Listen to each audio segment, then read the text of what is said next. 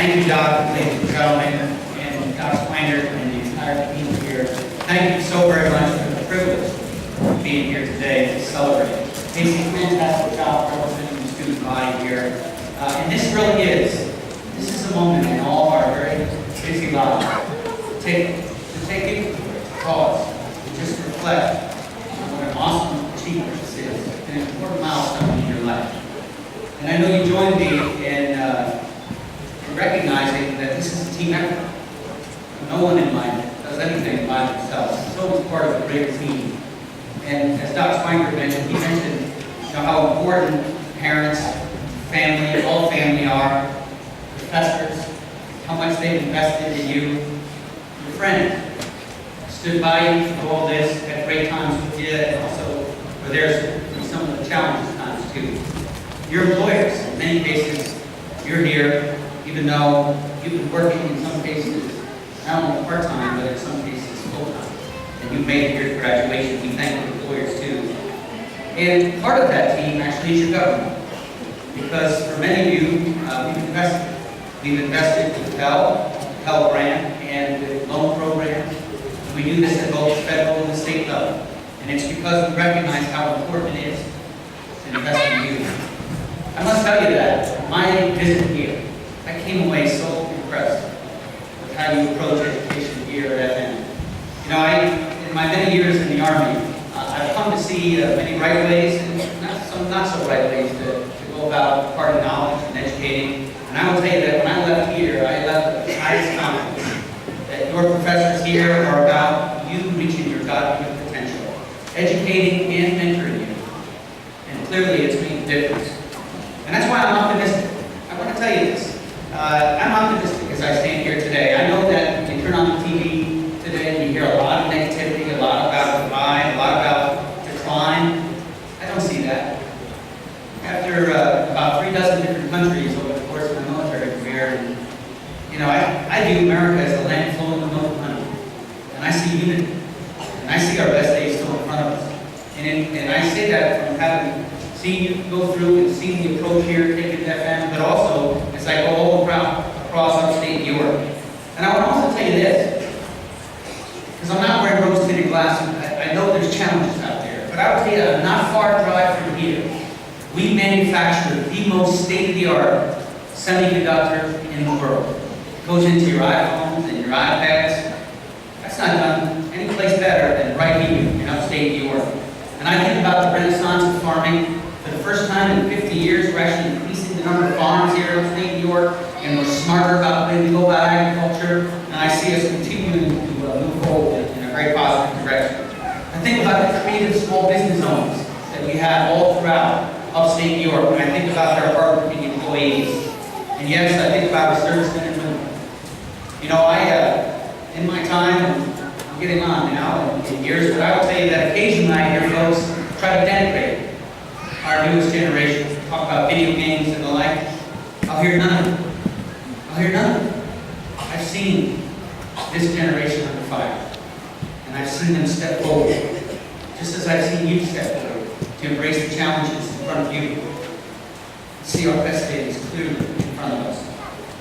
And I'm doing my best to be part of that down in Washington, to bring people together, to change the underlying environment, to make it more conducive to growth. But I want to say this.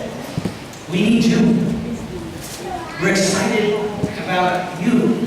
We're excited about your choices that you're going to make. For some, you're going to go on to more schooling. For others, you're going to go right to the workforce. And for all the things that we do well in our country, I will tell you this, that I believe that our greatest asset is our people. It's our people. Our human capital. That is our most important and precious commodity. And I know that this is an anxious period for you, at least for many. You're wondering what this is going to be like now as we go forward here today. That's understandable. But I have full faith that it's going to go well for you. And I wanted to share with you very briefly just a little bit of advice. This week, I turned 50. And earlier this week. And, it's been different for me turning 50 than 30 and 40. I was pretty anxious turning 30. And I was anxious turning 40. And I was trying to figure out why it is. And maybe it is because I feel 109, so it's about time to turn 50. But I think also it's It's because I feel comfortable in my skin, because I put myself where I'm passionate. You know, for me, what I'm passionate about is this incredible way of life. To be born American is to win the lottery, to have enormous opportunity and chances. And so, you know, between that and also the opportunity to serve our fellow men and women, that's something I'm very passionate about. And I will say this, that, you know, I talk to some folks who are my age now, and that's some of their regrets, is not having put themselves where they're passionate. But recognizing that is the first step. And mentioning that to you today is that you're going to be looking and making decisions here. Find that place where you're passionate. And you put yourself there, you'll not only be successful, you'll be happy too.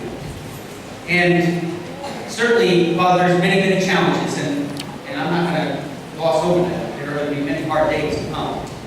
But you know, I think that at the end of the day, life can be as complex as you want, but I think it all comes down to this. It comes down to keeping in balance love and discipline. Love and discipline. Being dependable. Somebody who can be counted on. Demonstrating competence, part of discipline. Being team-oriented. Mission and service focused. Key to being successful out there in life and in your profession. But you know what? At the end of the day, you can be successful, but it won't mean anything. It's not matched with love. Love. Life is a team sport. Take time for love, for family, and for friends. That's what provides meaning to everything in life. I want to close with a story. I mentioned our servicemen and women. I want to share with you the story of a young man who went back to heaven at a very early age. He was one of my troopers, one of my paratroopers who served with me in Iraq, and he was killed in action. Chris Fulton-Montgomery grew up in upstate New York. He was from Painted Post, that's near Point. And you know, Chris was, I think, like most folks who come from upstate New York, he was fun-loving, outdoorsman, prankster, dependable. And, you know, Chris had heard that earlier in my career I served at Fort Drum. I was at Fort Bragg at the time, in the 82nd Airborne Division. And, you know, Chris had heard that I had been stationed here in upstate New York, and he thought about re-enlisting so that he could get the option to go to Fort Drum with his re-enlistment. And he was wondering what that was like to serve there. And I talked to him one day, and I shared with him, I thought it was a great place to serve. And had he decided to re-enlist for Fort Drum, I thought that would be a great thing to do. And he did. He re-enlisted to go to Fort Drum. And then, somewhat unexpectedly, within a couple weeks, while he still had about 60 days before he reported to Fort Drum, our battalion came down on orders to go to Iraq to help secure the first free elections over there in early 2005. And in the frenzy that was the outlook to get ready to go at a moment's notice, I got the word through the chain of command that Chris wanted to delay his report date to Fort Drum. He said he couldn't see all his friends go off to war, and he wouldn't be there to support them. And, you know, so I sat down with his non-commissioned officers, and we took very seriously his request, and we honored it. We notified the Army that his report date to Fort Drum would be delayed 60 days after we returned from our tour. And so we went forward. And, you know, Chris was there for his buddies every single day on Earth. And his last day on Earth was no different. This was the 16th of February, 2005. Chris had been up all night long. He was on guard duty that night. And he had just turned in. He'd gotten into a sleeping bag. He got into a sleeping bag about 5:30 in the morning. When at 6:30 in the morning, a big gunfight had broken out. We were fighting on a near daily basis at this time in Al-Qaeda cell in Mosul. That's in northern Iraq. Now, Chris, keep in mind, would have stayed right in his sleeping bag. He had already done his tour for the night. But he got up, he put his battle gear on, and he moved out to support his buddies. And we had an armor-piercing incendiary round go through cinder block and hit the butt of his weapon and hit him in the chin here and to the back of his brain. And we did everything that we could to save his life. But in the end, he perished. Chris was born on the 4th of July. And it really struck me because that young man was red, white, and blue to the core. It made me think, where do we get young men and women like Chris Fulton-Montgomery? And as I thought about it further, we see it every day. I'm seeing it today as I look out on you today. And while for the Fulton-Montgomery family, that hole in that family is never going to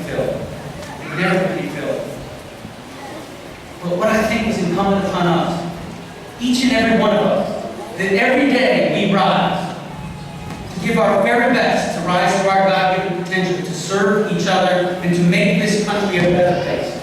So that ultimately, this would be a country that's worthy of the sacrifices of young men and women like Chris Terry.